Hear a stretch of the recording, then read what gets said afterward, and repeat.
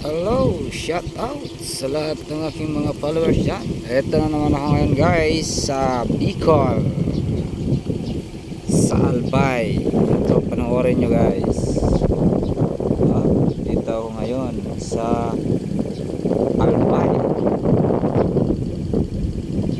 Mapanood nyo guys ang lugar ni Marasigan guys.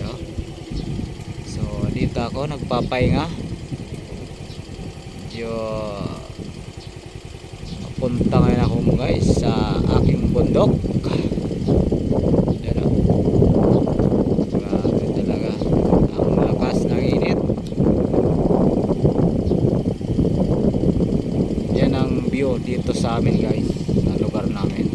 Mapapanood nyo ito. Galing pa lang ako guys sa parteng yan, mapapanood nyo guys. So ako ay nagmomotor na naman,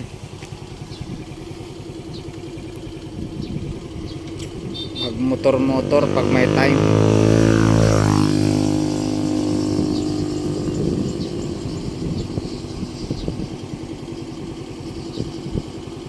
Grabe ang init.